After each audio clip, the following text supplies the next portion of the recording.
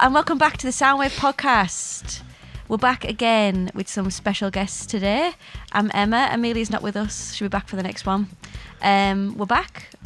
I'm Emma. I've said that already. Let's go around and introduce ourselves. Twiggy.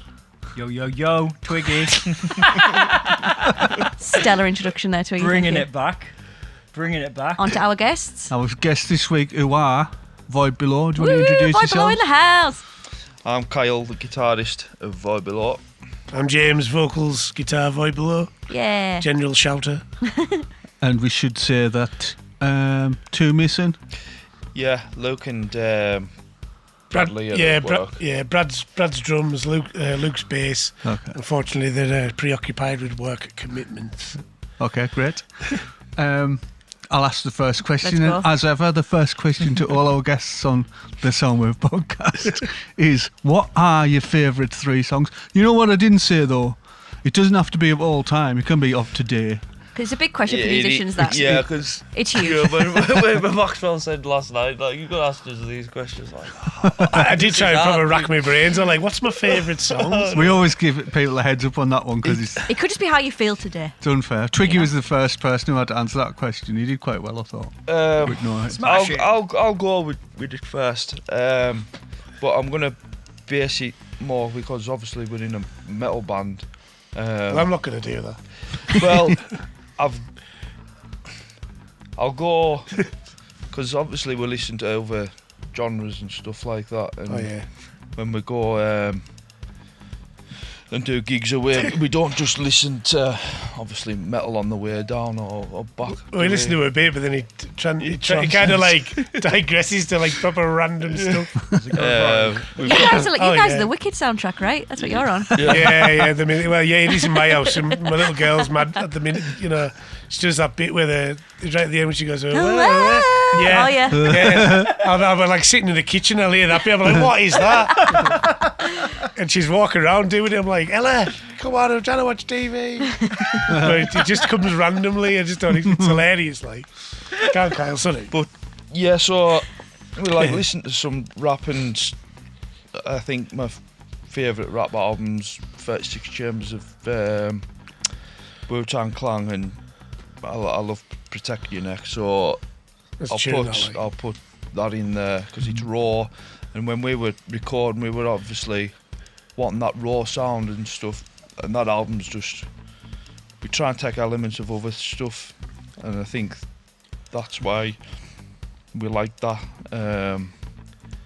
Tend to go that way, didn't we? So, and then the next, I'm gonna go Prodigy, because that was the first sort of extreme music I was into when I was a kid. And their Law off Jilt Generation album, just it's heavy, it's guitar work. Yeah, it's a banging song. And I'm gonna go one of my dad's favourite songs. He's off Volume 4, Sabbath, Snowblind, so I'm going to have to give him a shout out with that. Awesome. Great. Yeah. Nice one. I'm trying to match that now. My head's just like Go for what yours are. Everyone like overthinks it. That's what I mean. It's like because I like cooking. Yeah. And I listen to it. I'll put my Amazon Alexa on. And I'll just like shout. I'll be honest. One of my favourite songs of all time, is Luther Vandross. Too Much. I'm not even lying. Yeah, absolutely. When it comes on, I'm like, big. My eyes light up, and I'm like, I get up and start dancing. And like if I'm in a club or something, like I'll have all like my leather jacket on, come on, my Death Metal t-shirt, come on, and like it'll come on, and I'm just like, oh, what a banging tune! Guilty pleasure, right there. Nobody not banging their head to that. Oh yeah, it's just tune. one of them songs, And like when I was growing, my mum and dad listened to a lot of soul. Like it was like even like old George, like Wham, old George Michael, Earth, Wind and Fire. I went to see Earth, Wind and Fire with my mum and dad, and it was blinding. One of the best concerts ever been. What's that I can hear? I can hear doors slamming somewhere. Death metal doors slamming. In I've told like people who have listened to this are like metal and like, what is this blasphemy? We're gonna have to add some death metal songs. Oh yeah, I'm gonna throw one in. Like, so that's one of them. Rap music wise, I would probably do this again. Like, because I used to listen to I still do now. Listen to a lot of hip hop when I get the chance. Yeah. I don't know. We were like NWA's a must that we put on. Yeah, well, NWA, I'd probably say F the Police. Yes. Because the story behind the song as well, like when I used to go CD hunting, and do you remember the shop That's Entertainment? And it was all second-hand CDs. It was kind of like Game Station, but for music. And I found an original press straight out of Compton, Ruthless Records, for 99p. Wow. And I couldn't believe it. Yes, I've still got it. It's like one of my prized possession CDs. And I was like, I have to buy this. Yeah. Literally went and got it. And it's obviously it's worth a bit of money now. Aye, will be. And when I was growing up, it was more than 99 pence. Aye. And when I was growing up, my cousin used to listen to like Public Enemy, NWA in his house. And I used to get the hand-me-down T-shirts. I didn't have a clue what he meant. I just thought it was dead cool walking around with a Public Enemy T-shirt on and the badges and that. And then as I got older, I realised what they were and what they were about. Like, you know, like the real ghetto of the streets, how like the police are very discriminatory, stuff like that. You listen to the stories behind the music, it's phenomenal. So that's definitely one of them. F the Police, because there was all that stuff in Detroit where the police said don't play the song or we'll arrest you, and they did it anyways, and it caused riots. Yeah. If there's anyone seen the film pre the film, straight out of Compton, you'll get that. I'm going to go with a metal song now. Try and go with a metal song. Recently I've been listening to a lot of Cryptopsy again. Yeah. Because We're listening to it up way down then. yeah. And there's a song called Carry and Shine, and it reminds me of an old friend who's sadly not with us. And he got me into Cryptopsy, and every time I hear it, because they do like a whammy bar Floyd Rose trick in it. And when I used to be in a band with him, we used to like mock the trick, even though it was like definitely technical. It's like you do a flutter on your Floyd Rose, he goes boo doo woo like that. And we used to stand there doing that in the practice room, do everybody's head in on the guitar and that, like, and it just reminds me of him. So Cryptopsy, Carry and Shine, because it's just all them memories for me. And, awesome. and they are a technically influential death metal band, aren't they? If anybody's ever heard of Cryptopsy, I highly recommend if you like all that kind of stuff. I'd say my death metal is Decapitated. It was the first death metal album I got into, was the Utility album, and Names just stood out for me, and they've literally just brought a YouTube playthrough video of it about an hour ago, so I've been watching that. I'm like, oh, it's class. I mean, it's not as technical as Luther Vandross too much. No, it's not. You know, so like, was it 250 beats per minute? I'm only joking, like, but that's a tune. If that ever comes on and I'm about, you'll see me dancing because I love it. Just reminds me when I was a kid growing up at Mum and Dad's house, listening to all that amazing music. Okay, thanks for them recommendations. Check them out. So, you've prepared a lot of questions. Kind of already I had a good idea of what we wanted to know, or anyone who's listening to this podcast might want to know, because the aim of this podcast is to talk to local artists, local creatives, local bands. So, tell us how Void Below started. Okay. I was bored. I just kind of like, jacked in another band prior, because it just kind of went south. And I always wanted to do something sludgier, a bit doomier, and I got into this band called Churchburn, which features Dave Suzuki from Vital Remains, like big influential guy who's in Deicide and that as well. And I'd seen like the logo, and I listened to them, and it just blew me away how heavy they were, but how slow they were, but how bright the music was. Even though they're like playing like, what is it, like A standard or something, like right on 6 strings, like lower than us, like for tuning wise. And I've always loved Dave Suzuki's guitar work. If you've ever listened to Vital Remains, Icons of Evil, it's like pure anti-God, anti-Christian, but his guitar work on that is phenomenal. So I checked it out, it just blew me away, and I was always like big fan of Neurosis, Cult Luna, some of the slower, sludgier stuff. And then I thought, like, oh, well, I wonder who'd be into that. So I got in touch with Brad, because he was in Meliora, And I said, "Oh, do you want to be in a death metal band?" He's like, "Yeah, go on in." I goes, "Do you want a guitarist?" Well, I know Kyle. So we got together and I wrote a song, and we used to jam at Racket Studios up at the Moor, Leconfield. We used to go there for a bit and started jamming in there. And then we just kind of like gelled from there, didn't we? And then he just, as bands do, we just snowballed. And then we got Luke on bass because he fancy giving a metal band a go, didn't he? Just said, I'll come and have a go, like. Well, I was, because I work with Luke, and I was talking to him like, "Oh, I got need a bassist." No, when he goes, just turned to us, "Aldi, oh, I'm coming then." And he just rocked up today, and now he's got into it. He's good. He is.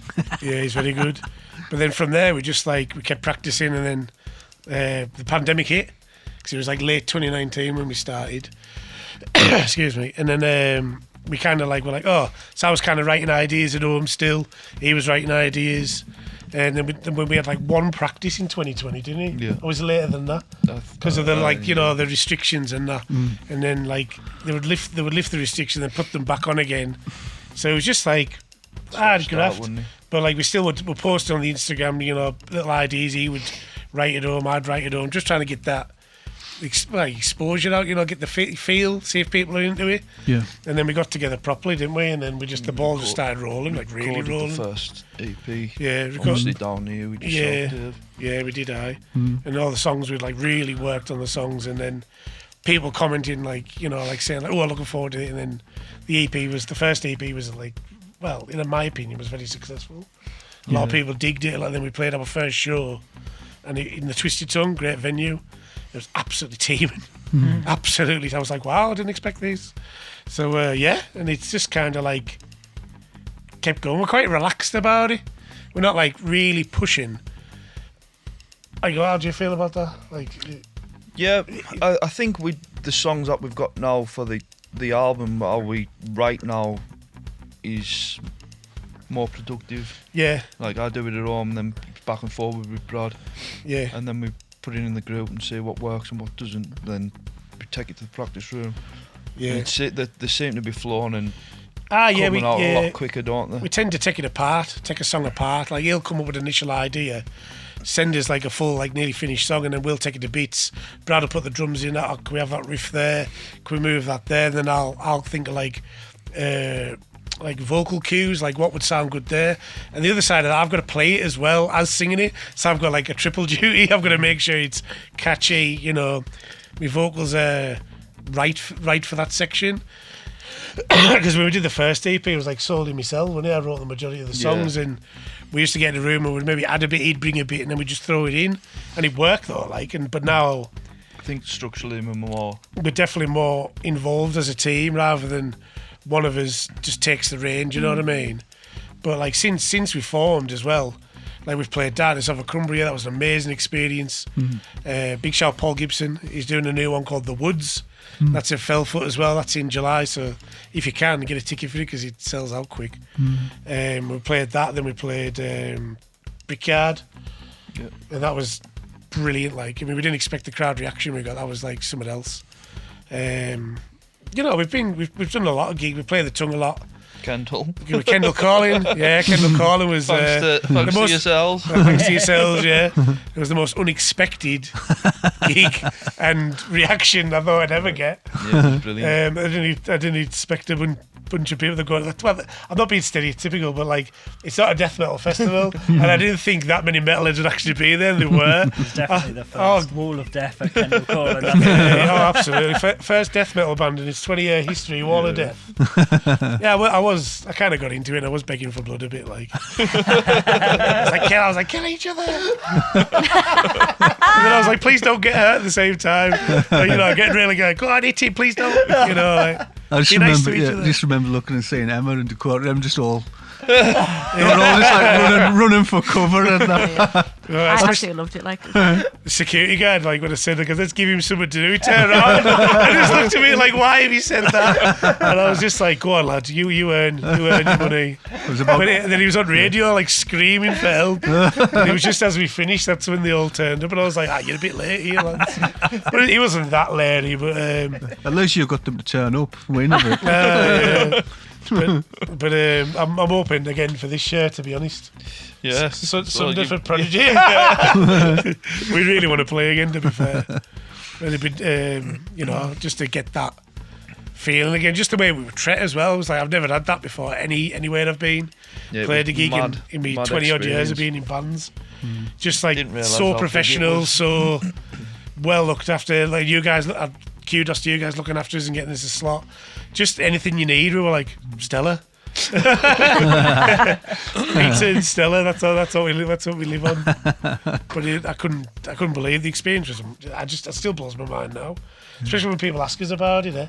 Yeah. And I go like, oh, they did this and they're like that. Wow. But something I'd like to say, like, because I've worked for Soundwave a long time, and my music like that I'm into is more like pop till I drop. But I've never really watched like a death metal, heavy metal band before, and I was mesmerised by it. I was just like, if you ever get a chance to go and watch that kind of genre, a genre that because it's not my kind of genre, but I appreciate the craft and the songs and the playing was just like, I was just there with me like gob up, and I was like, these guys are absolutely amazing. You know, you really are. You bring so much energy. It's like, but to witness it live is quite an experience. It's like we try. That's otherworldly. It feels like heavy. We try and do that, don't we? Really, it's like good. bring that energy to the stage. We don't want to be just standing there like a technical sort of band and watching just what we do, away, or worried about making a some bands can do that or whatever. But we try and. Especially Luke. Especially Luke. Like that's the thing. Like I feel as if when you go see a live band, especially like our type of genre, like because we're on like that doom death metal sort of bracket. We're a bit more death metal now, but like and you watch the type of band you want to get the feeling. You want to get the feeling of watching a live band. Like I love hardcore bands because you just get so involved. The energy is there. Like you go to a terror show. If you haven't stage dive at a terror show, you haven't been to see terror, right? Because that's what Scott Vogel's all about. Stage dive. And then even if I go and see like they want to see Decapitated, they get you involved, and you want the audience to feed off you, and then vice versa, you feed off them, and. Like being a front man, like I can see when what works and that's not going to work.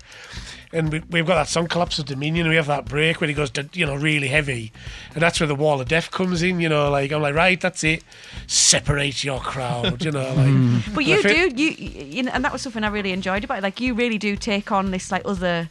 It's like you became this like character almost, and I was like, this is so you do. Cool. That's what I mean. He's awesome. You leave it as soon as I don't want to sound cliche, but as soon as I get on that stage, I leave everything behind me. Nothing bothers me. I'm in my own world, and whether you like it or not, you will wall of death. Oh yeah. It's when we did that Ricard gig with that Rammstein tribute band, and we got one there, and I managed to right all the way to the back to the door where the bar is. And I was like looking at these, like, oh my God, it's working. They're actually doing it. I was like, I didn't think it was going to work. So I'm like looking like, like a kid, like, oh yeah, this is great. Like a happy puppy, just got a new squeaky toy. And then we're all looking at each other. And then when I went one, and then Luke went 1, 2, then they just went, ran it, boom. And everyone was like, wow. Even afterwards, I was like playing the riff going, oh my God, it worked. Like miming to the me and Brad are like, yeah, it worked. Really, because we're all nerds. We're all just regular dudes. Like, but I always feel like if somebody can go away and go, that was amazing, that's me happy, especially like when people coming up afterwards at Kendall, like, have you got a set list? I'm like, no. Have you got this? No. We had no to give out. Oh, you made a real impression. You really did. It was amazing. Yeah, our social media was on fire the next day, wasn't it? Yeah. Instagram was just follow, tag. Great content and that coming out, Unreal. Some of the pictures of you guys as well. Yeah. Which was part of like the whole thing of like, for local bands getting that content. Content to share and that is so important. Which is great. But like from my point of view, that show, I was, because I was doing your sound, but because it's a festival setup, it's like you don't get a lot of change around time. No. So when you kind of get on like that first song or whatever, your head's just down because you're like mixing on the fly and changing things. Oh yeah, definitely. And I remember doing that, and my head literally was down. It was sounding great, and when I looked up, there was loads of people there, and I don't know why. I just hadn't expected that turnout. Yeah, you know, because it was like I didn't 12 o'clock at night. well, it Last was band like done. you say, it was a bit of a chance saying, Yeah. you know what we're going to do on this day here. We wanted you to be there, though. It's important. Yeah, No, we yeah. thought it was We really enjoyed it. important, and Yeah, I brilliant. just remember looking at everyone and going, well, there's obviously metalheads here, but Yeah. all these aren't. I think people just were enjoying it. They were just into it. Someone was eating a tray of chips, and I said, like, guys, you're going to lose them chips in 5 minutes. And she just started laughing, and I was was chips frying. I was playing the riff, and I was like, oh, there's them chips. Last summer, must have just got caught up in But I think whatever there. that was but having that root stage and it being like Cumbrian Northern centric, and it really championing lots of different genres across the weekend. It meant that people could just rock up and be like, what is this? Yeah, and yeah, I'm yeah. into this. I maybe wouldn't have seen this anywhere else, and I'm seeing it at this stage. And you like, people were like new fans instantly because of it. You know what I mean? Yeah. Well, Well, did them it's stickers, you know? yeah, it's worked for us, and obviously it's worked for yourselves Yeah, yeah. as well. So it That's was the main a target, really, isn't it? Totally good is. experience for us. Also, like the energy that it brings as well, like the volume that you guys pack out is so It's powerful. amazing. I remember, like, Louder. even at Kendall Calling, like, the other tents that were much bigger, like, you were punching, like, way more, like, the capacity of that tent. But, like, the great. gig you did in Castle Park last Yeah. year as well, at the end of summer. Oh, yeah. I remember, like, people were coming from, like, We don't mention that gig. Morrison's, McDonald's, and they were like coming to the side. They didn't know it was on there. They were like, "Yeah, I want to come and see this." I think there was folk like at Midas and Kel's like, what's that? What is going on? I want to be Facebook feed, and also was, what's going on in Castle Park? Sounds metal. That was one of the comments. I was like, I goes, it's me. And he was like, I thought it was you. But then a lot of people were like, why did nobody know about it? I was like, Ah, "Because you it know. was- well, Yeah. it was advertised. But Yeah. anyways, It It was is just what like it is. that was on our thing. This wasn't advertised. Oh, yeah. And they're like the post underneath the one you We posted shared on it. We was the shared it all advert. Yeah, weekend, yeah. like That's a whole from the other month and conversation. it just that. made me laugh. I was like, Yeah, but there I was- just laughed. It was like, do you know, like we Kiss rocked up on like an LA building. The scene. I was like, let's get on the stage quick before the council come. There was a comment on shut our down. Facebook as well, which just said, "Yeah, my son enjoyed listening to this from the bus stop." That was class.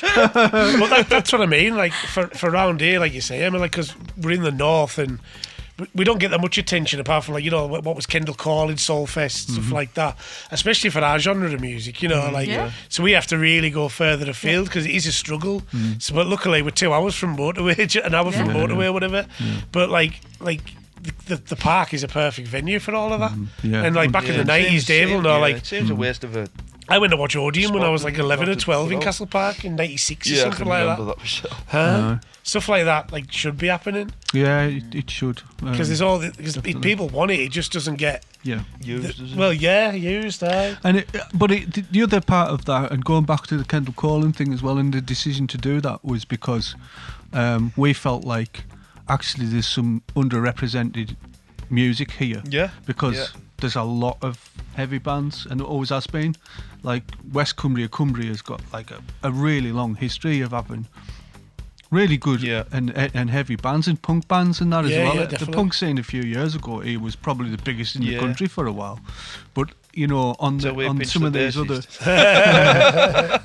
some of these other stages, it just is, you know, for some reason it just isn't coming up on the radar. So it was important for us to kind of to make sure it got represented there. Right. And similarly, the next day was like pop, the kind of thing that you know, but also there was a focus on making sure that 50% of the performers over that weekend were women. Yeah. You know, because that again, it's just like, well, talking about marginalised performers and things, you know, from around here, it was the same crack. So yeah, it was really important, and I guess it was a bit of a risk, but it definitely paid off. 100%. Yeah, definitely. So this is a question to void below. It's Sunday. I'm ratching around in the kitchen. I'm starving. I don't know what to make. Oh, I do. I'm going to have some noodles. But what the hell can I have with them?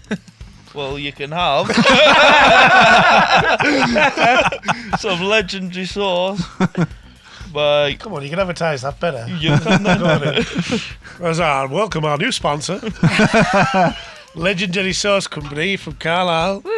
Have made us our very own Void Below hot sauce. Yeah. And it is called the Black Maya Sriracha Chili Sauce. Yeah. And it actually is black. Yes, Yeah. because it's got cuttlefish ink in it. Cuttlefish. It's got Yeah. cuttlefish ink and it's... No, it isn't cuttlefish. It's Cthulhu sorry. juice. Cthulhu. Love Yeah, juice. let's try and keep this PG. Cthulhu juice. And it's very, very tasty. Yeah. So you can get this on Legendary Sauce Company's website, and I'd get it soon if you want some because it's flying out. How did that come about? Yeah. Tell us a story. Kind of Brad, wasn't it? I think. Yeah. I think Sarah, because the people that run the company got in touch with Brad and said, "Could we basically make you a sauce? What, have you got any like endorsements or something like that? Something like that, wasn't it?"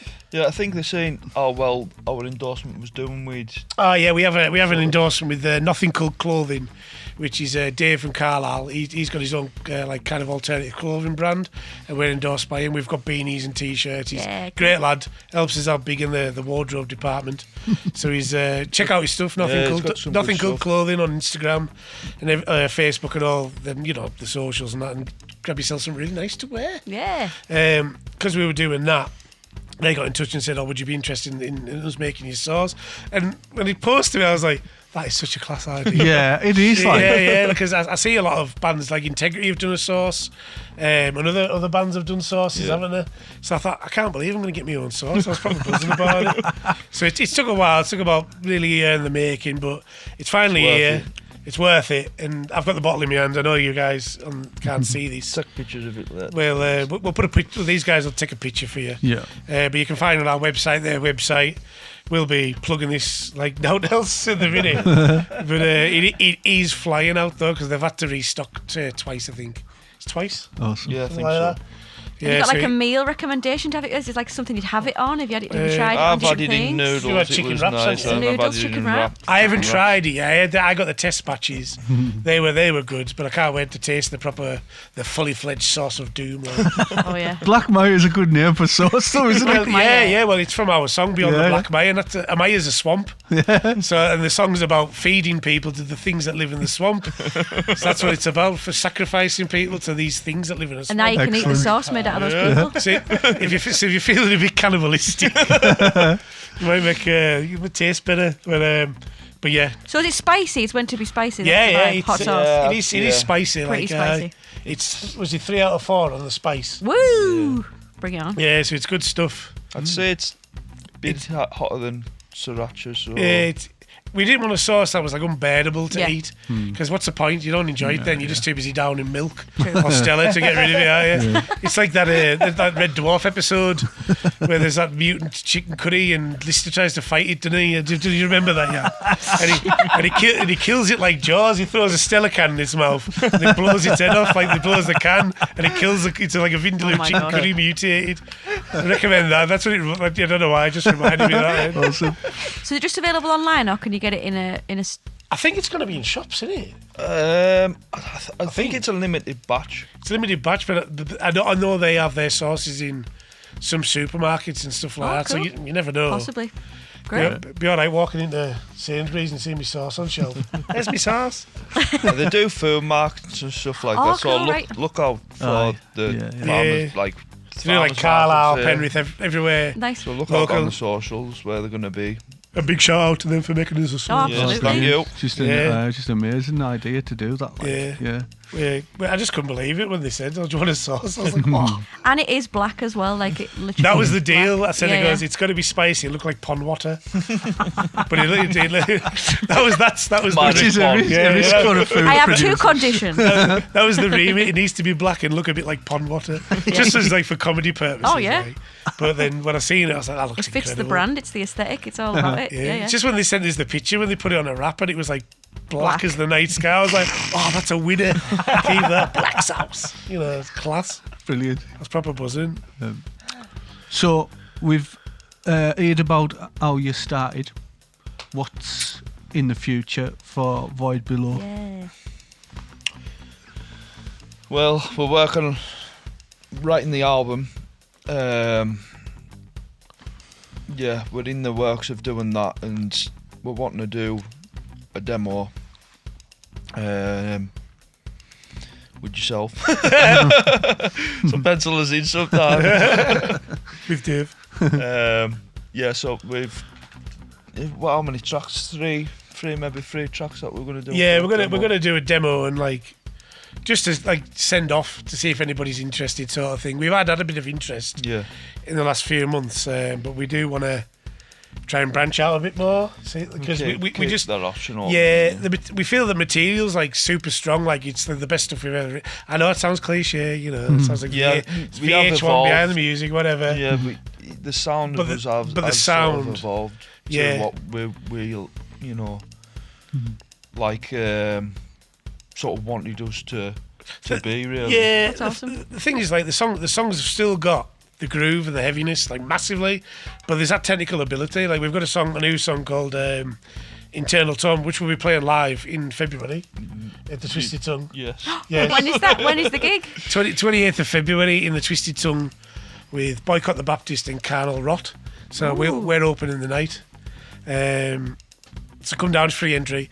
We'll probably be debuting a couple, maybe two new songs there. Yeah, we played. We've played one of them as yeah. but we have changed it, so it's like the newer version now. But like I said, the songs have got more technical. There's more groove. There's more going on, and we've actually transitioned to 7-string guitars for the last 3 songs to make them even super heavier. It's just the tonality. We haven't gone too low, have we? We've gone like half a step down from B standard to A sharp, but it's to keep that brightness. But just because, like Twiggy said, how loud we are, it really cuts through, doesn't it? When we're playing them at the songs in the practice room, it is heavy. It is silly. We've got some parts where, like, why have we done that to ourselves?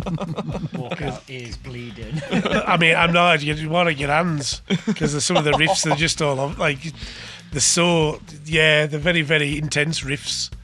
And like afterwards, we're like, oh, why did we do that? But it sounds great, so keep it. And you're aching all over, like your forearms, like. But but the material's just absolutely next level. Next level. We might even return the tube. Return of the cardboard tube for some didgeridoo. The Tube of Cthulhu. Have you brought this? You didn't. It's in here somewhere. I made a point of fetching it down now. The tube will have to come back for some more It's featured eldritch in. incantations. It's featured in both of the EPs. It's got to be put in somewhere, hasn't it? I still remember guy looking for that, and everyone's looking at us dead weird in shops. Have you got any cardboard tubes? What? What's it for? We're going to do like a makeshift didgeridoo. And then somebody actually gave us one, and we're like, yay! So we're like doing all the things, like Luke's holding the end of it, I'm going, wah, down this tube, trying to make all these Daft Mike monster noises. It worked. They worked. It sounded great. So return of the tube. But yeah, like we've got like a song called the Obsidian Gate, which is, if you know what Obsidian Rock is, it's like the black rock, and it's like and it's supposed to have cosmic properties, isn't it? So that's what I mean. It's like you can open a gateway to another portal, and that's like a really long song, but it's super heavy, like super heavy. Yeah. It's got like an acoustic, acoustic outro, is it? Like, we haven't decided how we're going to do like flamenco style or. That's where Dave comes. That's what David does. Because I love like classical guitar, Yeah, flamenco, cool. and that. Got a nice nail on it. Yeah, that was noodling on it before. Not that, and it's down there, I think. That one's it's still on that nice. stand, maybe. Yeah. Oh, that's all right. But like, we're just really pushing the boundaries of what we can do, can't we? Yeah, but keeping that element of vibe below. Yeah, it's still us. It's 100% our material because all the lyrics are like we've got a new song called "The Emperor Serpentine" that's like about the snake god of Hyperborea. So it's all like there's all them theories about like lizard men, ancient civilization. That's what it's all about. Who was before mankind? It's all that shrouded mystery, isn't it? Like you maybe get a tinfoil hat out for it, like, but it's all that stuff, like all sci-fi, what everything's based on. And I kind of like got the idea of that because I was watching this film on Amazon. And it's like all like Harryhausen done, but it's a modern film. But it's all like stop motion with snake men. Oh, brilliant. Like, you know, like Clash of the Titans Yeah, I and the love them classics. films, yeah. I was like, I just started penning more lyrics. I was like, snake men. I started writing more stuff about it. And the song's influenced by James Earl Jones, who was Thulsa Doom in Conan the Barbarian, and like some of the things he says, and like and then I take that's where I get all my ideas from for the band, like all the cosmic entities and gods and stuff like that. That's awesome. I think with the guitar, Just a massive nerd. Guitar, and it's more like layered. We've got more layered in our songs, and like sort of more harmonies, and like been listening to quite a bit of Anal Nafrak first album Codex Necro. With they've got these evil sort of tremolo picking like style, and I'm like, I sort of used it with Black Maya with that, the chorus in in that, but not really knowing when I've really listened to it. And I'm like, oh, I could see where I've picked. Yeah. Because you just pick stuff up without really sort of realising when you listen to something and you start playing guitar and that, and then you just pick things up.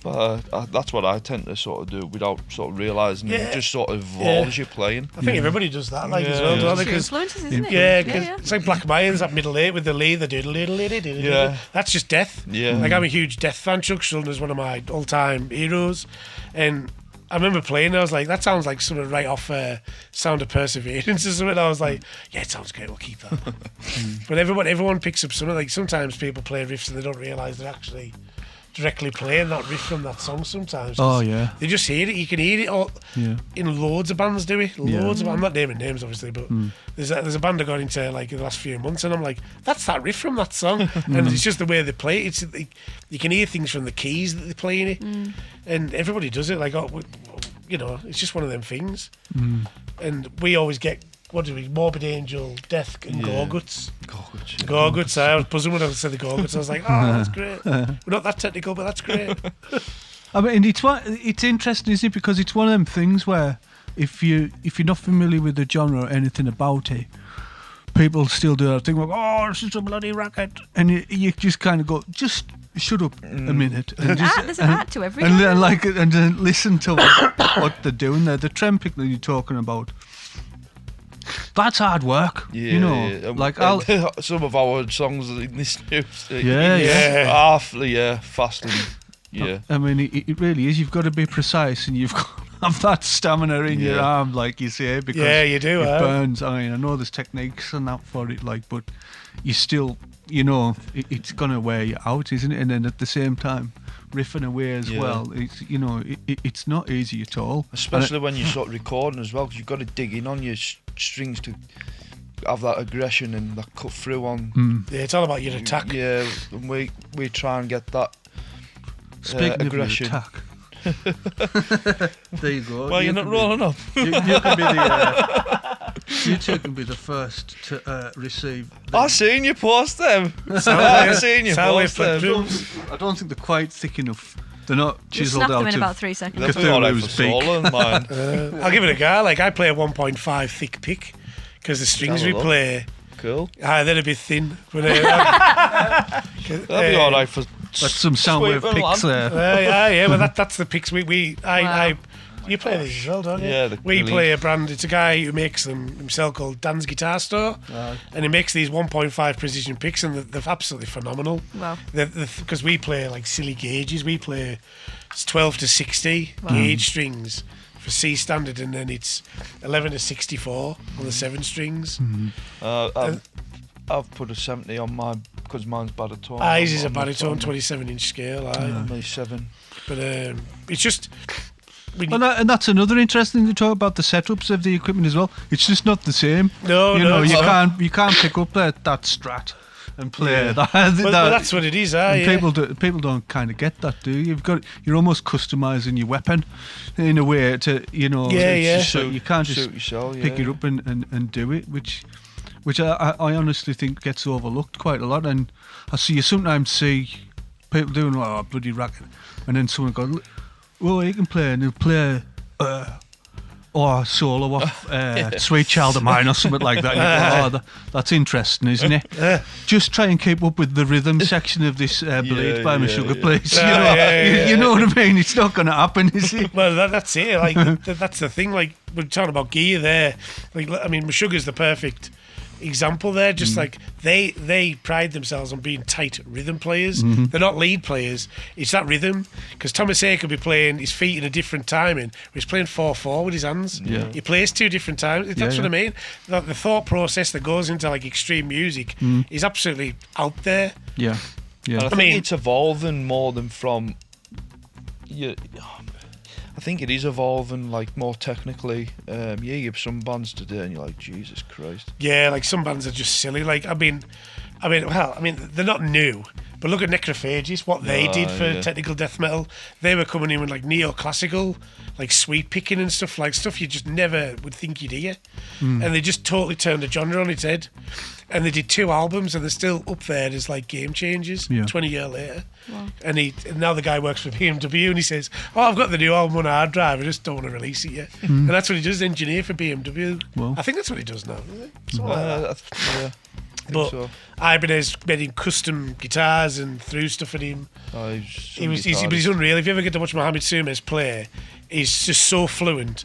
And he just like the sweep picking bit. That's why every death metal wants to do proper sweep picking and take that style. And the amount of effort that goes into it, like I could totally admire. Even though, like Dave says, it just sounds like a racket, but it's really not. No. Some of the things these guys are playing, like the guy who plays Sweet Child of Mine might not be able to play it. Like he could play it, but it's all that thought provoking. Like what can make me a better player? Like I listened to like Meshuggah, but I remember when I first heard Meshuggah, 22 years in my mind, but it blew my head off. I was like, what is this? Never heard of an 8-string guitar before, and I was like, what's that tune to drop the Z? You know, like it's just It was what I listened to first, and I was like, Jesus. Nothing was the first album I heard by them, and then you go backwards in the back catalogue, and then you wait for new albums, and it's just innovation. All music's subjective. You either like it or you don't. But if you can appreciate, like I can appreciate, like Northern Soul and soul music because the effort they put into it. Jazz players, especially watching jazz, like. I'm trying to think of a jazz player now. I just can't think of something. Anywho, but you watch them play, like Dave Davidson. Yeah, from Revocation. He's a jazz player. He's a jazz instructor, and you watch him play jazz, and you wouldn't think he was a death metal player, but he takes that style and puts it into his own music, and it's flawless. Yeah, absolutely flawless. Yeah, they transitioned a bit because they were more like thrashier, and then they went straight up death metal. Play 7 strings now as well. They're class. They're unreal, but that's what I'm saying. It's all about what you listen to and how you interact with it. It's not just racket like a lot of people like black metal. I mean, personally, black metal is not a genre I'm massively into, but I can appreciate it, like what it's about, the look and the culture of it and stuff like that. Same with death metal. You've got the gaudy death metal like Cannibal Corpse and Monstrosity, stuff like that. Then you've got the technical stuff. I think with black metal, because me and Brad's a big thing with it. He's more into it than me, and obviously I think you've got to be in the right frame of mind to listen to that type of stuff. I'm in a place, isn't it? I go on walks with my dog and that, and like it's quite misty and like this time of year and stuff, and I've got it on. I'm like, you've got to be in that frame of mind to listen to it. But once you are, it's that atmosphere, and some of the songs are like brilliant. Yeah, that's what I mean. It's all subjective. It's all like I could listen to, like, sometimes I'll listen to music when I'm working, editing or whatever, and then like I'll put something, like I'll listen to Morbid Angel, Covenant, then I'll go straight to Van Halen just because I like the riff from Panama. You know what I mean? Like all the mad stuff Eddie Van Halen does on guitar. I listen to that all day, and then I'll start listening to Suffocation, like dun dun dun dun dun. You know what I mean? And I'm just pumped for the day. I wake up every day to the Rocky montage. That's my alarm. Rocky 4. That's amazing. Can we just talk a little bit about the vocal technique as well, though? Yeah, that's another one that I think people sort of find quite jarring. And I guess from your point of view as a singer, it must be, you must be thinking, what on earth's going on there? Because it's like different ends of the poles, isn't it? So, well, yeah. I mean, do you do anything to prepare for that? 20 fags and 10 cans. I'm only joking. Just 10 fags. Yeah. Usually a bottle of bells. I'm half cut by the time I get there, so I just shut my head off. No, I'm only joking. I don't know, like, for me, I've just, like, I had to practice to do it when I was younger. I basically got, like, my favourite, like, records, like, was, like, at the time was Hatebreed, Killswitch Engage, loads of Pantera, loads of Sepultura, and I just got an old karaoke microphone in my mum and dad's house and screamed my head off. I must have done the editing for weeks trying to, like, learn how to do it. And then it just came naturally, and, like, when I started, like, trying different genres of music, like, I was doing, like, heavy metal, death metal, metalcore, hardcore, I would try and fit my vocal to what that style would be, if that makes sense. With this band, I wanted, like, as you can hear, from, like, when you listen to the first EP, I'm a lot more guttural because the songs are heavier, whereas the World Undone EP, the songs were more upbeat. So I changed my style slightly to make it upbeat, more punchy, more like really like whoa, like yeah, like we're playing riffs, that kind of thing. Yeah. Because I feel like if you try and do the same thing all the time, it's boring. You know, like we're putting the high vocals in as well, like as like the backing bits. You know, when you do certain, but you do a low bit with a high, it just to show that sort of texture in vocal range. Yeah, vocal range. I'm trying to think of the word there, and I'm getting too tired. Cheers, pal. Thanks for that. But to do the technique, it's I really like push from the diaphragm, so I don't like do it from the throat because that's what gives you your damage. Yeah. And I've always been naturally husky, so I think that works. So I push from there and I try and get like the, you know what I mean, that kind of thing. But when I'm on stage and it just comes out, like if I do a sound check, I'll do a sound, I'm like, oh, I sound crap. And then I'll have like a couple of cigarettes, a couple of more drinks, again on stage, I'm like, whoa. Yeah. Just turn into a demon, it just, I don't know, like, it's all about your breathing. A lot of it's breathing, especially when you're playing. Like, 'cause I've never ever been in a band where I've done both. It's either one or the other. And in bands I've been in when I've been a vocalist, I've just ran around with the mic. I go, come on, like getting everyone going and stuff like that. Was this like I'm kind of bass, but not. But I've got to make sure that's tight. So it was totally new territory for me. Starting this band, doing the singing and playing, then doing the lead playing as well. But I don't know. You just get used to it. It's like riding a bike, innit? Yeah. You kind of get used to it. You don't forget how to ride a bike. Yeah, true. So the more you do it, the more natural it becomes. And now it really is, isn't it? Like when I'm writing new songs, it takes me a bit to get to the cues and when parts are coming and focusing on the playing. But once I get past that, I'm genuinely all right. But why do you want to have a good death metal singing, Emma? I would love to say that. She's going to get featured in your album. Yeah. I'd love to say that. I mean, yeah. Well, if you'd like me to do that, I'll try. I mean, I know some spots and they do workshops in cities and that, like where people want to learn how to do it. I remember watching a DVD called the Melissa Cross. Yeah, like that. The Melissa Cross Zen of Screaming. It's actually an instructional DVD how to do it. And it's got like Randy Blythe from Lamb of God, all these big names on it. And they're all learning how to sing better and scream better. I watched this YouTube channel. She's called The Charismatic Voice. And she does, like reactions. She's millions of followers. Yeah. But I think she jumped quite high because she done a reaction to Lorna Shaw.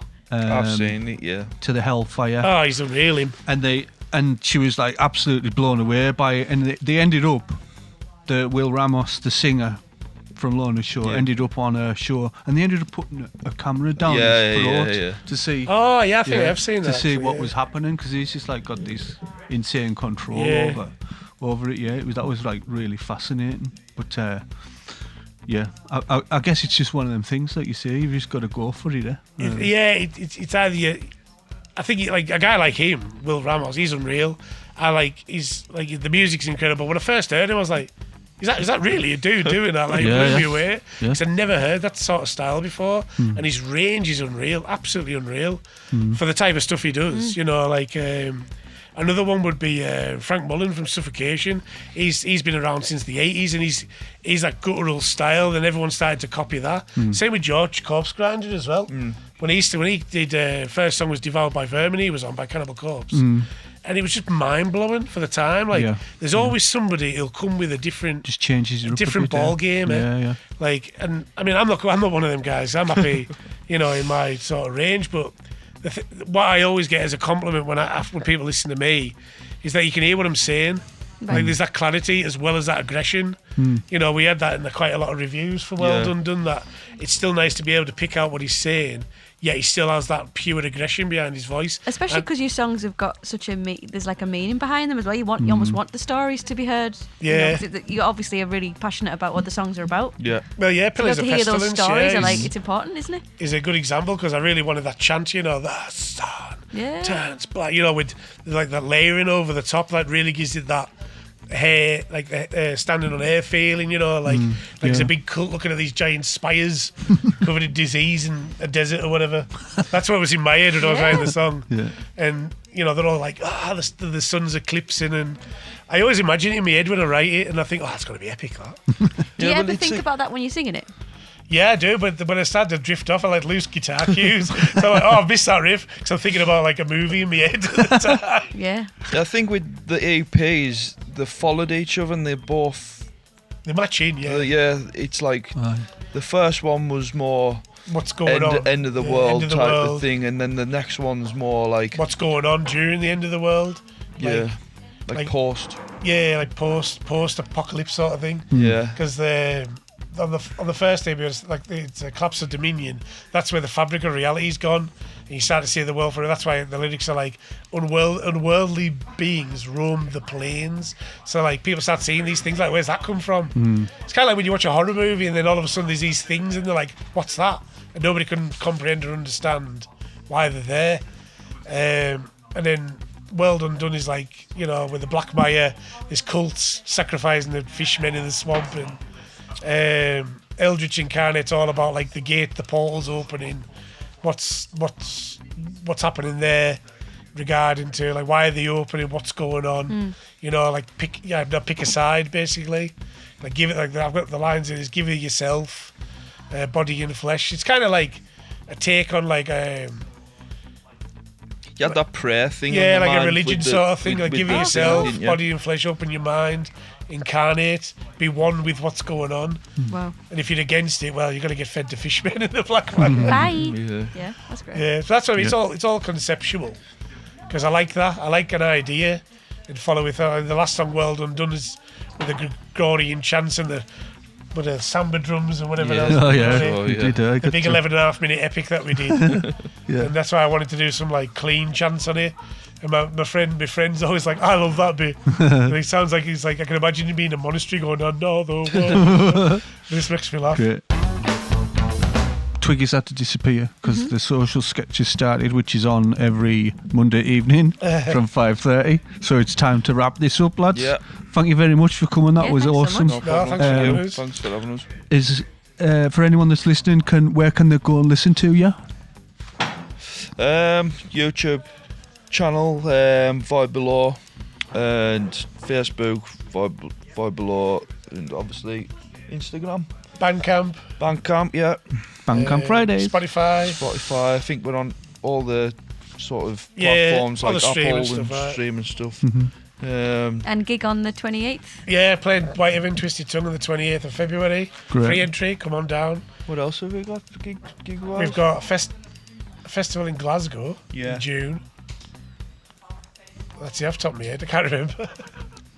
Kendall Calling 2025. Maybe. Prodigy. So if the director or the owner of Kendall Calling listen to this, Sunday Place, thanks pal. Great. Buy some sauce. Thank you very much. Thank you. You're welcome, thanks for having us. Cheers. Thank you.